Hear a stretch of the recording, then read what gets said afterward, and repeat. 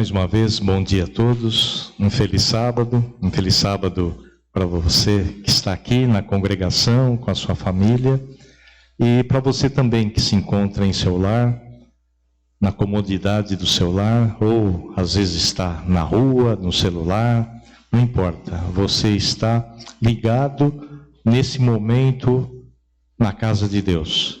E faça também que esse momento se estenda também para outras pessoas. Ou seja, você pode compartilhar esse momento através dos seus amigos, parentes, colegas de trabalho. Faça isso. Você, amigo do YouTube e do Facebook, compartilhe também essa ideia e seja um mensageiro da palavra de Deus através dos meios eletrônicos. Nós, para começarmos antes do culto, um momento muito especial, que é uma mensagem de louvor, de adoração ao nosso Deus. E o nosso cantor, José Bahia, vai cantar nesse momento. Que Deus seja louvado.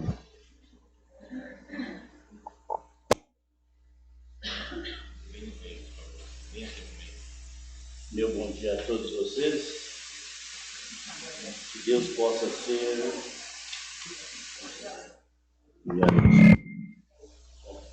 Som. Muito. Som. Muito. Som. Mais. Menos. Som. Tá bom. Mas tá bom. Que Deus possa ser, acima de tudo, engrandecido com a mensagem. Presta atenção na letra.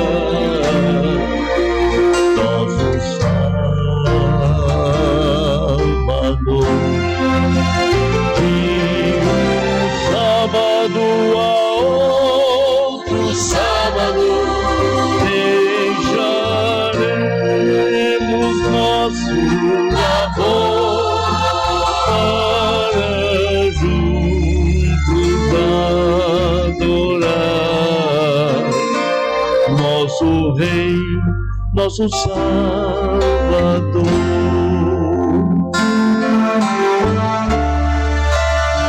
Eu tenho essa esperança, muita. Pensa nisso.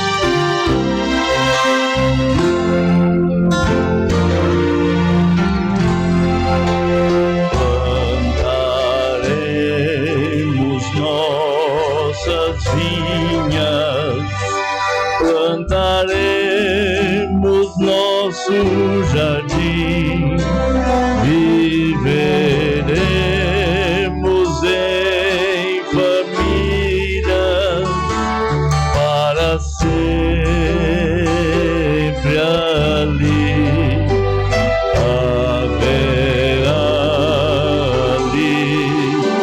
surpresas, quase tudo novo então, mas ao nosso Deus eterno, nossa eterna adoração, de um sábado a outro sábado, deixaremos nosso labor para juntos adorar nosso Salvador. De um sábado a outro sábado, deixaremos nosso labor para juntos adorar nosso Rei, nosso Salvador, para juntos adorar nosso Rei, nosso Salvador.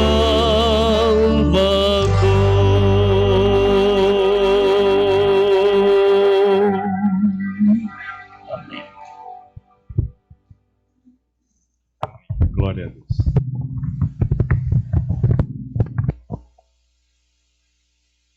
Amém. Deus seja louvado. Na a plenitude dos tempos, nem cedo, nem tarde demais. Que Deus seja louvado, Barbosa. Barbosa vem com a terceira série e amanhã nós concluiremos com o Fábio. Que Deus o use plenamente. Amém.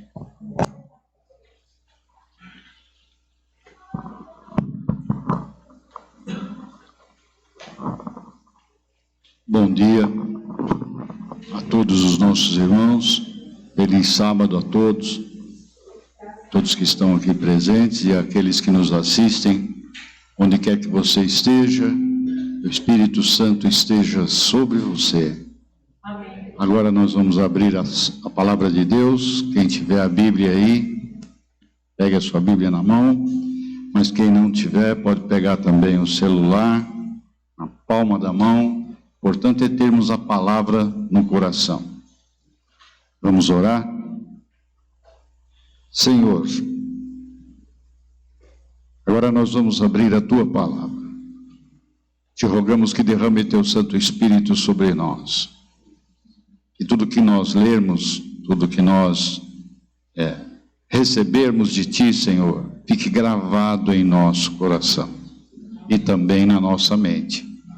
Que o Teu Santo Espírito esteja sobre nós, em nome de Jesus. Amém.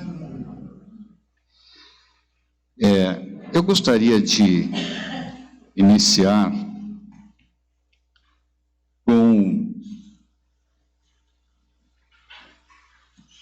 o verso áureo da Bíblia. Quantos aqui sabem qual é o verso áureo da Bíblia? João 3,16. Porque Deus amou ao mundo, ou o mundo, de tal maneira que deu seu Filho unigênito, para que todo que nele crê não pereça, mas tenha a vida eterna. De repente os irmãos poderão dizer assim, todo sermão do Barbosa, ou toda vez que ele vai abrir um sermão, ele usa João 3,16. Talvez vocês já estejam até acostumados com isso. Não há amor maior. Não há. Você pode falar de Gênesis até Apocalipse 22, até o último verso da Bíblia. Ou você simplesmente medita em São João 3,16 você está praticamente resumindo a Bíblia. A Bíblia toda gira em torno do amor de Deus. E é interessante que no estudo que nós fizemos sobre plenitude, nós podemos pensar, podemos meditar onde se encaixa em João 3,16 a lei, a justiça, o direito, o juízo e o próprio juiz, que é Deus. Num verso aparentemente tão pequeno, tão sucinto, como é que nós podemos encaixar todas essas coisas? E por que eu encaixo isso na palavra plenitude dos tempos? Porque este é o momento em que nós precisamos, mais do que nunca, falar do amor de Deus. Nós estamos no ápice, no momento final. Os acontecimentos à nossa volta nos dizem que nós temos pouco tempo. Como eu disse no sábado passado, há 42 anos eu ouço isso. E eu vou continuar repetindo por mais, se Deus me der, mais 42. Porém, eu estou preparado para que seja agora. Este tem que ser o nosso pensamento, este tem que ser o nosso foco. A Sra. White nos diz que nós devemos viver, planejar, projetar, como se Jesus nunca fosse voltar. Nós devemos estar prontos para Ele vir no momento seguinte. Amém? Então, onde encaixar essas 5 coisas? Hoje, irmãos, para nos prepararmos, para nós estarmos prontos, diante de tudo que existe, nós precisamos meditar nesses 5 itens.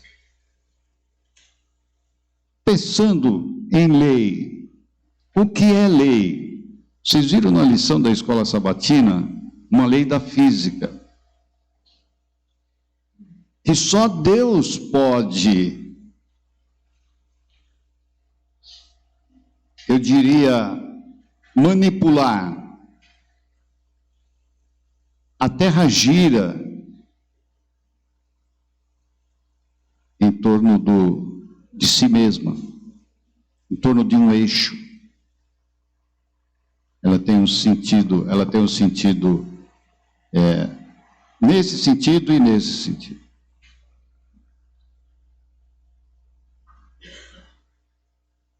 Qualquer obstáculo, qualquer parada nesse movimento de rotação e translação joga todos que estão na superfície da terra pelos ares. Todos. Por isso é difícil para a ciência aceitar Isaías, quando ele diz que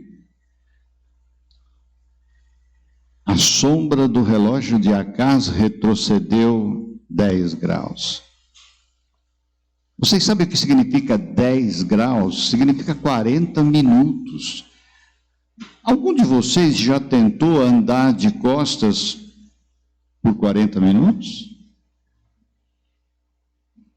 Quando a lei diz que nós devemos andar em frente, você já tentou andar de costas 40 minutos? Mas Deus pode, porque Ele criou a lei. E o que é lei? Lei é a vontade expressa de Deus. Lei é dirigir, ensinar, instruir, orientar. É um conjunto de regras elaborados para nos orientar, para nos dirigir, para nos controlar. O ser humano é um exemplo clássico da lei de Deus. Vocês já viram algum ser humano ligado a alguma bateria porque descarregou a bateria? Impressionante, o ser humano corre às vezes alguns quilômetros, né? Vocês veem esses corredores aí, e no final ele para, dá algumas respiradas, ele recupera as suas energias, a sua posição, porque ele foi treinado, ele fez treinamento para usar aquela energia que está dentro dele. Mas que energia é essa? Agora estão fazendo o carro movido a energia, não vai ser mais combustível. E vão eliminar o motorista também. Só que com o 4G não é possível ainda, porque o equipamento montado demora um certo tempo para tomar algumas decisões. E existem decisões que você não pode demorar mais do que 2 segundos. Por exemplo, o farol está aberto, está verde, o carro sem o motorista, ele lê o farol verde, ele vem e vai passar. E tem lá as crianças que o pai colocou dentro do carro para levar na escola. Que maravilha, né? O pai não vai precisar mais levar as crianças na escola, a mãe também não. Então a mãe pode trabalhar, o pai também bota as crianças no carro. Aciona o botão, o carro tem o GPS, ele já sabe aonde levar, deixa as crianças lá, volta e para na porta de casa. Simples assim. Só que se vier um outro no sentido contrário, na transversal, e não respeitar o farol, o que esse carro tem que fazer?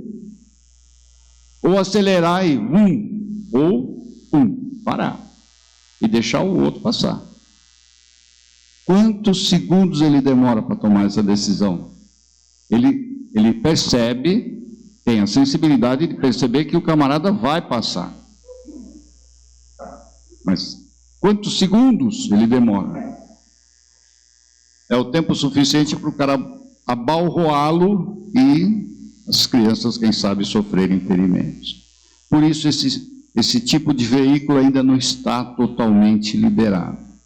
Mas virá agora o 5G, 1000 vezes mais rápido.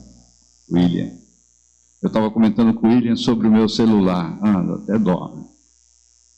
2 megabytes por segundo. Aí eu testei o Wi-Fi de vocês. 39 megabytes por segundo. Uau, quase igual o meu. Quase igual. Mas eu recebo as informações, mando as informações. Então, para o meu tempo e para o que eu faço hoje, é suficiente. Mas para nós aqui não é, né, William? E quando vier o 5G, então? As informações serão muito mais rápidas, Walter. Muito mais rápidas. E nós não vamos poder dizer que a mensagem não foi levada porque não tinha mensageiro. Nós não vamos poder falar isso. Porque o mensageiro é você. Digita que a mensagem vai para onde você quiser. A lei que rege a comunicação garante isso. Mas você precisa, para usar, você precisa conhecer a lei. Você precisa conhecer as regras. Se você não usar as regras, você não chega lá. Justiça. O que é justiça? Justiça é a conformidade com o direito. Opa! Já caímos no próximo ponto. Premiar ou punir alguém segundo o direito, ou seja, segundo a lei. É o cumprimento da lei ou a punição pela desobediência, pelo resultado. Como é que se aplica a justiça? Vamos falar do direito e a gente volta aqui na justiça. O que é direito? Direito é a faculdade legal de praticar ou não uma ação, agir conforme determinada lei. Um exemplo clássico disso é o diálogo de Deus com Adão e Eva. Aqui é o seguinte, eu fiz aqui um jardim para vocês. Eu coloquei uma árvore no meio do jardim. De todas as árvores, vocês podem comer. Essa é a regra. Mas a árvore que está no meio do jardim, dessa você não pode comer. Eu diria que Deus até aconselhou Adão e Eva a não se aproximar daquela árvore. Porém,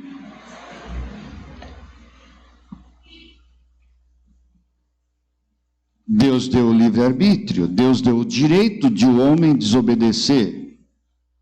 Só que em seguida Deus disse assim: se vocês comerem, certamente vocês morrerão. Então eu te dou o direito de decidir, mas eu te digo qual a consequência de desobedecer. E isso é a justiça. É a justiça.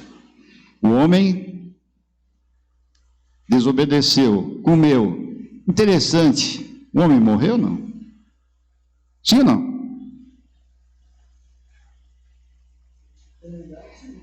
É o que os incrédulos hoje dizem. O homem não morreu. Porque entrou a misericórdia, que não consta aqui. Entrou o juízo. Entrou a faculdade, a possibilidade de alguém pagar por aquele erro. E isso já estava previsto antes da criação. Já estava determinado antes da criação. Aí entra João 3,16. Deus amou o mundo de tal maneira que preparou seu Filho, para que se o homem desobedecesse, seu Filho pagasse pelo erro. Que coisa fantástica. Mas para nós entendermos melhor, direito significa poder para decidir. Amanhã vocês vão entender melhor o resultado das nossas decisões. Mas poder para decidir, isso é direito. Você tem o direito de assaltar uma pessoa. Meu irmão é segurança, né? O zelador lá de um prédio, cuida lá da portaria, e o camarada resolve invadir. Ele tem direito de invadir o prédio? Alguém tem o direito de invadir um prédio? Resolve entrar pela portaria dentro e... Não. Então, o que deve acontecer com essa pessoa? Ele tem que ser barrado. Ele tem que ser bloqueado. Mas muitas vezes as pessoas cometem erros e não são bloqueadas. São erros cometidos na obscuridade. Um dos maiores problemas do ser humano, no mundo, não é dar um tiro na cabeça do seu inimigo. Não é fazer um assalto à mão armada e levar celular, dinheiro e tudo mais. O maior problema do ser humano em relação ao livre-arbítrio, em relação à lei, é ele usar a sua mente para maquinar o mal. Porque a mente é um atributo de Deus. É o que existe de mais nobre no ser humano. É a sede da lei. Ela é o comando. A nossa mente comanda todo o nosso corpo. Todas as nossas ações estão presas à nossa mente. Por isso tem uma frase que diz: você é aquilo que você pensa que é. E como é que está o teu pensamento? Está baseado em quê? Existem várias passagens bíblicas para nós raciocinarmos, mas eu vou para o juízo. Você cometeu o erro, agora você está sujeito à punição. O homem desobedeceu, ele está sujeito à morte. Ele não morreu em seguida, mas começou a morrer a partir daquele momento. Viveu mais quase 900 anos, Adão. Mas todo esse tempo que ele viveu pensando naquele erro que ele cometeu. 900 anos pensando num erro que você cometeu. Existem pessoas que entram em depressão só de pensar alguns dias nos erros que cometem. E não encontra solução para eles. Então entra em depressão. Adão ficou praticamente 900 anos meditando nas consequências daquele ato seu. Mas ele entendeu a misericórdia de Deus por ter prorrogado o seu tempo. Ele ficou esperando a solução que Deus disse em Gênesis 3,15 que enviaria para ele. A solução está ali, em Gênesis 3,15. E quem é a solução de Gênesis 3,15? João 3,16. Essa é a solução. Mas como que é feito esse julgamento, este juízo? Deus demora quanto tempo para julgar, para tomar uma decisão? Então, o que é juízo? O juízo é um tribunal, vamos imaginar aqui essa área, onde são discutidos os processos judiciais. Interessante, né? Um irmão comete uma falha, aí a gente vai fazer o quê? Um juízo, um julgamento, para ver se aquela falha deve ser punida com a exclusão, uma advertência ou apenas uma observação, chamar a pessoa e conversar com ela.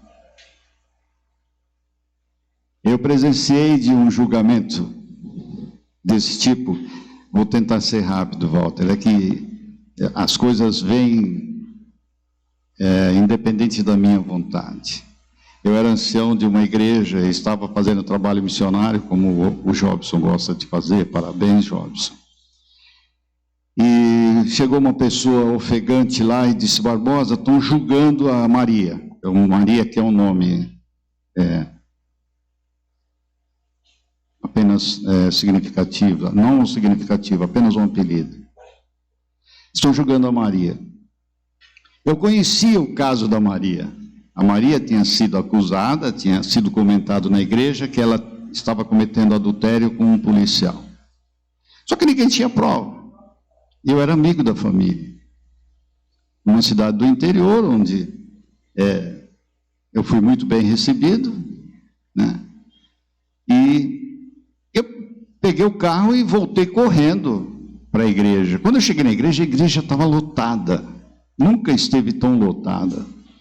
E já tinha sido votado, já tinha sido feita comissão, já tinha sido votada a exclusão da Maria. Mas o problema não é a exclusão da Maria, o problema é o nome que fica, o porquê da exclusão. Que a igreja tem que explicar o porquê da exclusão. E o porquê foi adultério. A jovem chorava desesperadamente. Estava entre a mãe e o pai, mas o desespero era enorme. E o pastor estava fazendo ia fazer a votação. Quantos concordam com a exclusão da Maria? Levanta a mão. A igreja inteira levantou a mão. Que julgamento, Walter.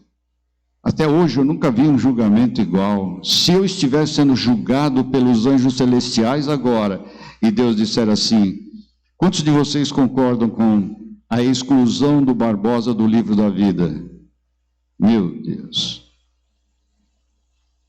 Os anjos não conhecem meus pensamentos. Eles conhecem apenas os meus atos. Portanto, eles poderão votar a minha exclusão do livro da vida. Mas a misericórdia de Deus é tão grande, e Ele conhece os meus pensamentos, que Ele não pergunta isso aos anjos. Ele decide como juiz. E o pastor disse: quantos são a favor da exclusão? A igreja levantou a mão. Mas aí vem a pergunta que o Walter fez em seguida, né? Alguma observação? Eu levantei a mão. Eu estava na porta, não tinha lugar para entrar, eu estava na porta. O irmão é membro dessa igreja? Eu disse: sim, sou ancião dessa igreja. Ancião? Eu disse: sou um dos anciãos, éramos em 3. Mas o irmão não estava na comissão. Eu falei: que comissão? Irmão, nós fizemos uma comissão. Pastor, a regra básica da comissão, qual é, Walter? Tem que convocar os membros da comissão. Tem que dizer os nomes dos membros da comissão, como foi feito aqui. Eu disse: eu não recebi comunicação que tinha comissão. Aí ele olhou para o pessoal baixou a cabeça. E sabiam que eu era amigo da Maria e que eu ia dar meu voto contrário. O resumo é que a comissão foi feita de uma forma obscura. Então estava acontecendo um julgamento obscuro, injusto. O pastor não ficava na igreja, ele vinha de uma outra cidade grande, e aquela igreja nossa era distrito daquela cidade. Então ele ia lá uma vez cada 2, 3 meses. Então era como os juízes da época dos judeus, depois do Êxodo. Moisés morreu, Josué morreu, o povo ficou na mão dos juízes, e alguns juízes não tinham uma autoridade para controlar o povo, e a Bíblia diz que o povo fazia o que bem queria. E ele: qual a sua opinião? Eu falei assim: quantas testemunhas existem de que essa jovem adulterou? Ele falou: irmão, eu falei: pastor, é regra. Eu vou me ater um pouquinho aqui. É regra. Tem que ter no mínimo 2 testemunhas. Eu gostaria de ver essas 2 testemunhas. Não apareceu. Eu falei: foi comunicado a ela, pastor, que ela estava passando por esse processo de julgamento? É uma regra, não é, Walter? Tem que comunicar a pessoa que vai ser levado o assunto para a comissão, tal, se ele quer fazer algum comentário, se ele se arrepende. Não. Em outras palavras, não foi dado ao réu a oportunidade de se defender. Irmão, qual é a sua posição? O pastor estava ficando já, né? Eu disse: a minha posição é que ela não pode ser condenada, porque o julgamento está irregular.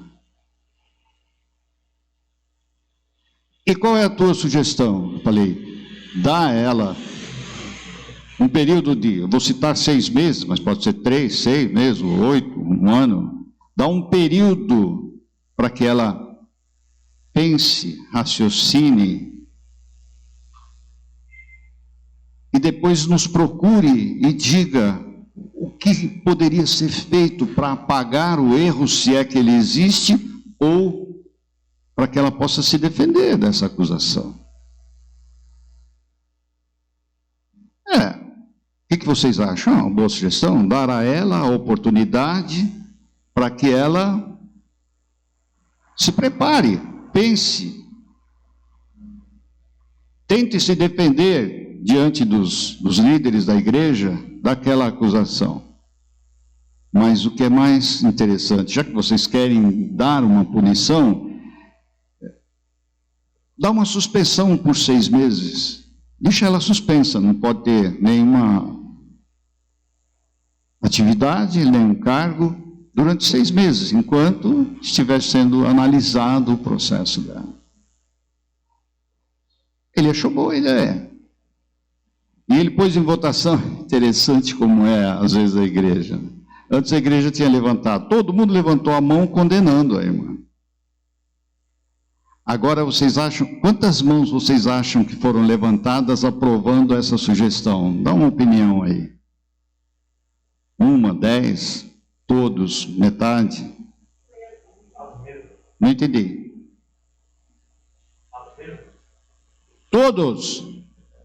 Todos aprovaram. Isso quer dizer que eles não sabiam o que estava sendo votado. Todos aprovaram a sugestão. A igreja inteira estava chorando, porque todos amavam a família. Bom, hoje essa jovem, ela tem um cargo, ela é casada, tem uma família, e ela tem um cargo de direção na igreja. Amém? Foi provado que realmente não havia adultério. Não havia adultério. Houve uma carona.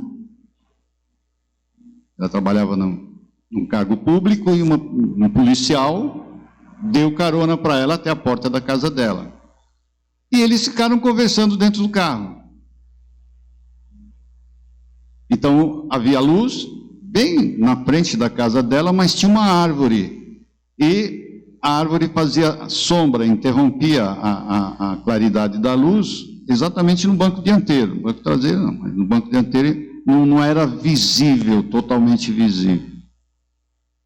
Mas a pessoa que acusou viu ela dentro do carro e viu um homem dentro do carro. E ele julgou. Irmãos, o que é um juiz? Juiz é aquele que tem competência, olha a palavra, tem competência para julgar.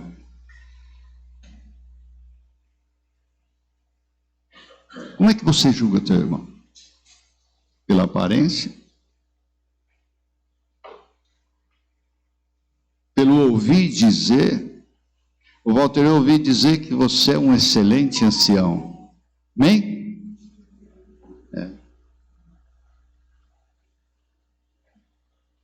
Mas quantas pessoas poderão dizer assim, não, esse cara não merece ter o cargo de ancião, não estou falando do Walter. Quantas pessoas podem dizer isso? O José foi eleito ancião. Aí alguns na igreja falam assim, como assim? Como assim? Nós, seres humanos, temos o hábito de julgar sem competência. Por isso que quando Jesus estava pegando o corpo de Moisés para ressuscitá-lo e levá-lo para o céu, Satanás disse, não, peraí, opa, vamos para esse julgamento, que esse julgamento é interessante. Satanás disse, não, esse cara matou, esse camarada ficou 40 anos sem fazer nada para Deus, para apagar aquele erro dele. E quando ele precisou testemunhar de Deus, ele não testemunhou de Deus. Como é que você vai ressuscitar ele? Jesus poderia dizer assim, porque eu tenho competência para isso. Porque daqui a algum tempo eu vou morrer no lugar dele. Jesus podia falar isso ou não podia?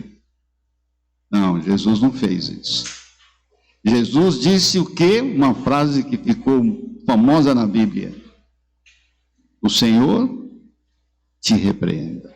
O Senhor é Deus, o justo juiz. Só Ele pode julgar. Só Ele tem competência para julgar.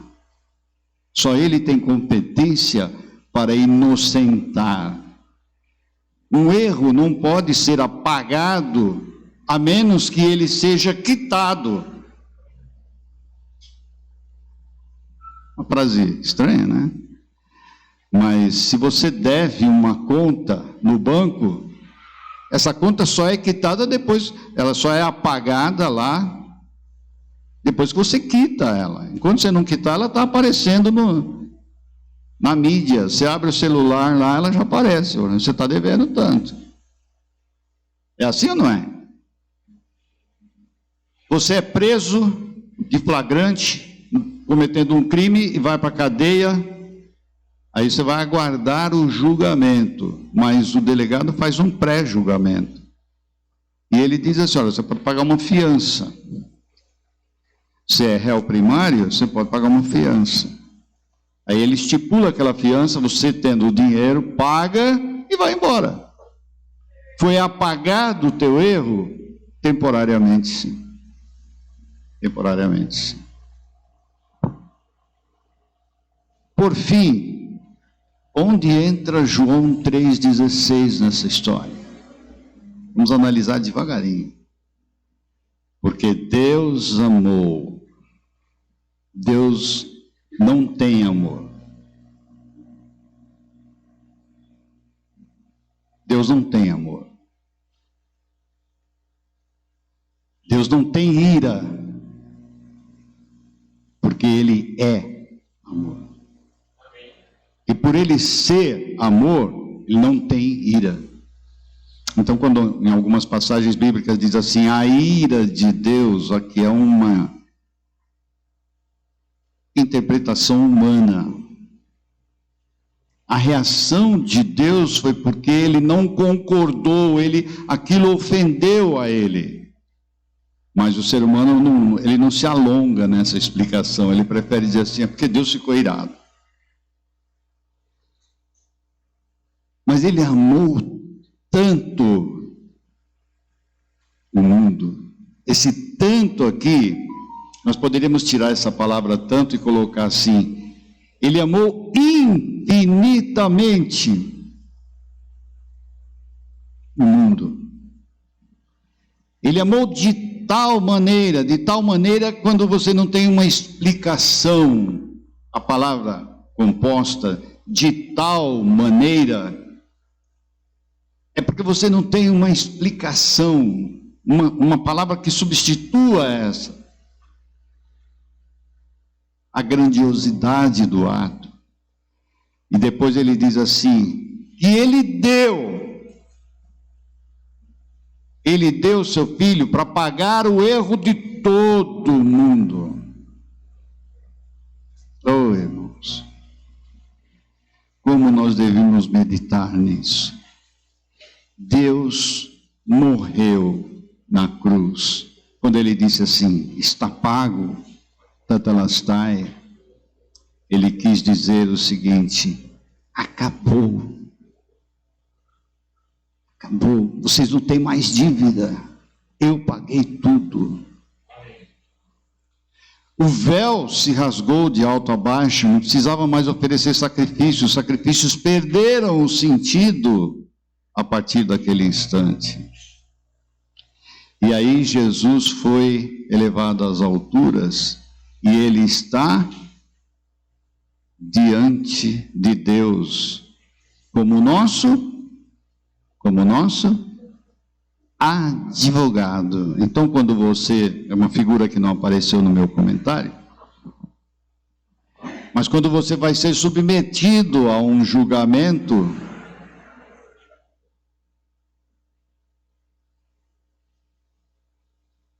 você precisa de um advogado, alguém para te defender, porque para te acusar existem muitos, e Satanás é o nosso maior acusador,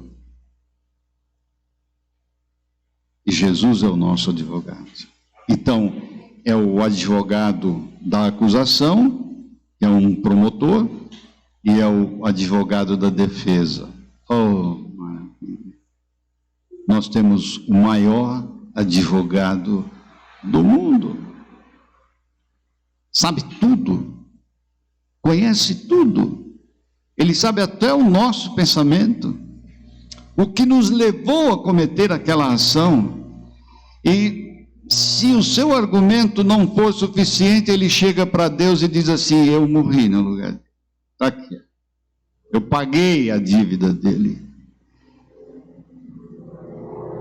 Aí eu pergunto, existe uma crença, e eu já estou finalizando, Walter. Pecado não se perdoa. Pecado não pode ser perdoado. Pecado tem que ser pago. Existe um hino que foi modificado. Ainda bem que não pegou. Não continuou.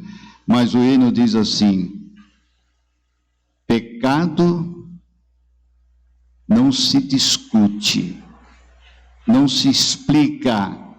Pecado se paga.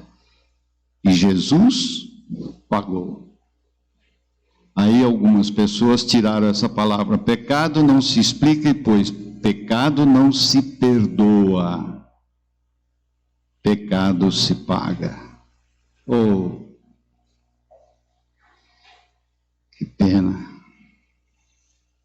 Pecado se perdoa sim. Jesus tem o direito de perdoar os nossos pecados.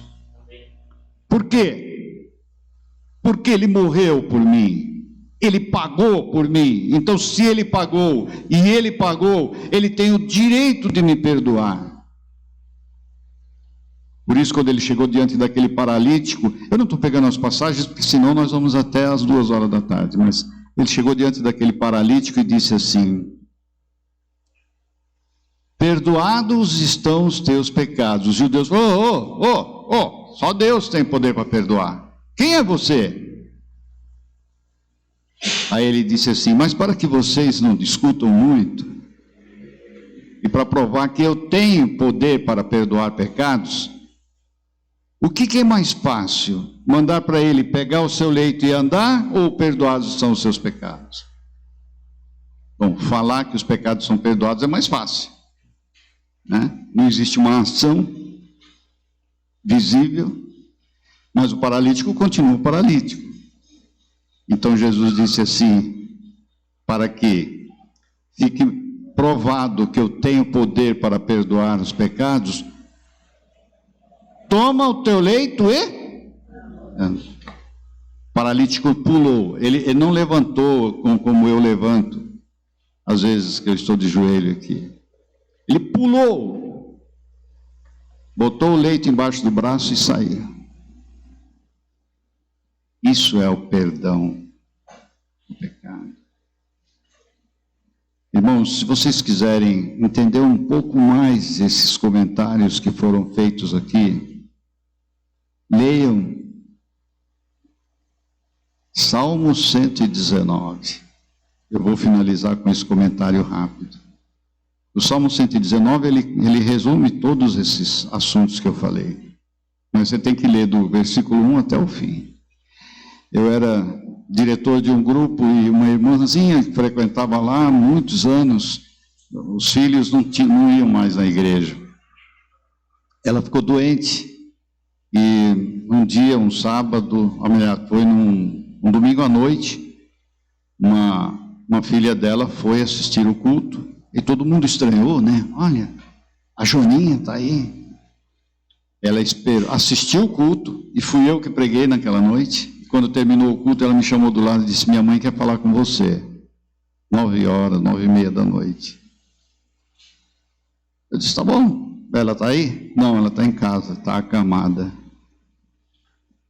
Tá bom, vamos até lá? Vamos. Aí, pegamos o carro, eu fui com ela, morava perto. Cheguei lá, falei com ela, puxa, Dona Aparecida, a senhora não foi mais na igreja e tal. Ah, irmão, estou acabado. Começou a falar da doença dela. Aí foi uns 20 minutos, meia hora, e eu ouvi. E eu falei: tá bom, eu vim aqui para orar pela senhora. A senhora tem algum salmo favorito? Oh, pergunta. Vocês conseguem adivinhar o salmo? Irmão, eu gosto do Salmo 119. 9h30, quase 10h da noite. Eu falei: o Salmo 119 é lindo. Tem algum verso que a senhora quer que eu eu leia para a senhora, ela falou, se você puder ler do 1 até o final. Eu olhei para as filhas, duas filhas, 3 netas, 2 ou 3 netas. Ela não tinha mais esposo, já era viúva. Os genros saíram da sala.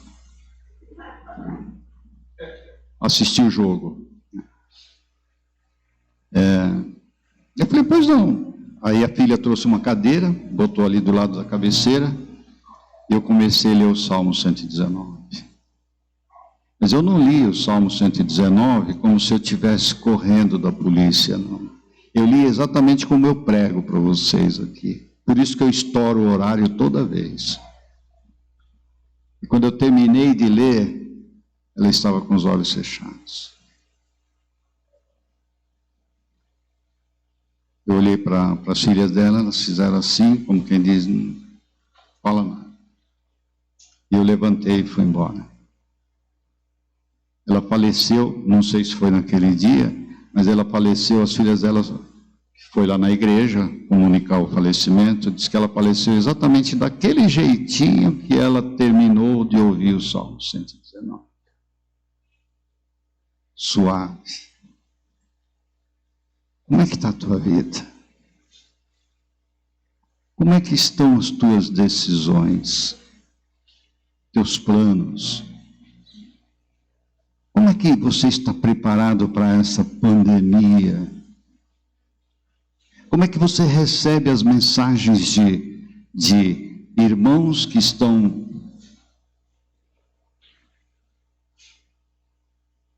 vítimas da pandemia, atacados pelo vírus?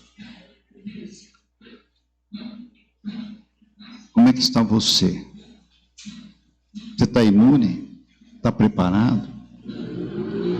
Para mim, imune não é aquele que toma vacina, não é aquele que toma determinados remédios, eu não posso estar, né? Para mim, imune é aquele que tem Deus dentro dele.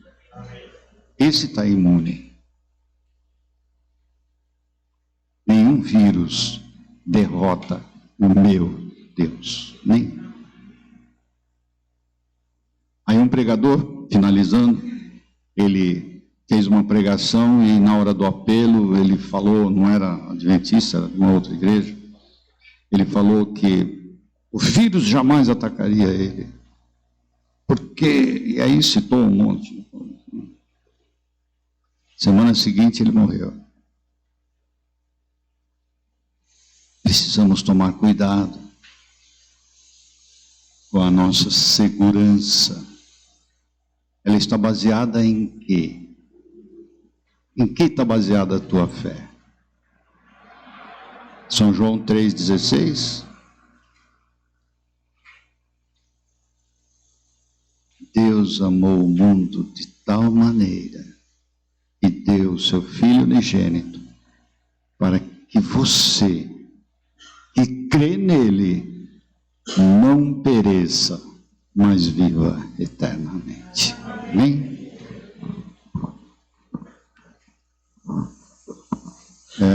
Nós temos um hino final, acho que 192, né? Sei, o William.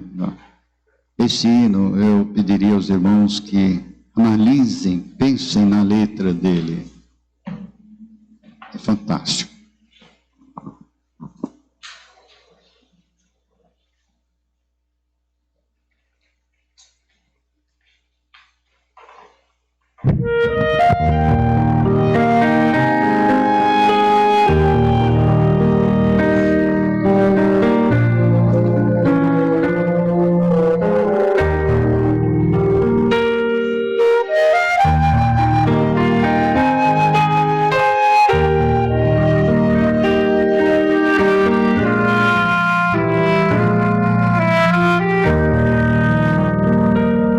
Conforme a tua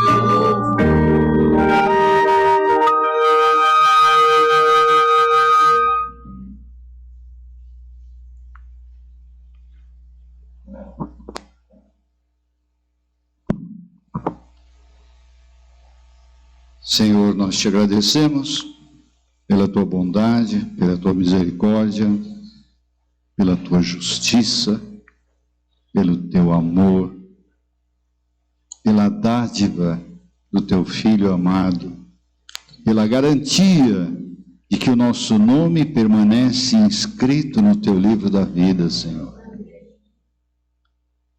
Nós te rogamos que nos ajude a nos mantermos fiéis a ti.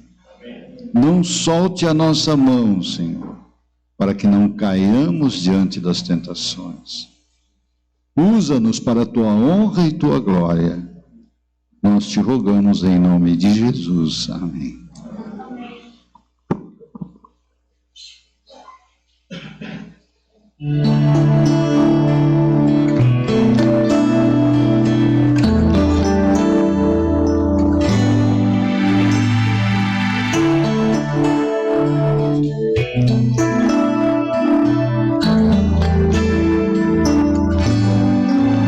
Hoje aqui, meu Jesus me tomou em seus braços e senti o calor do Espírito Santo.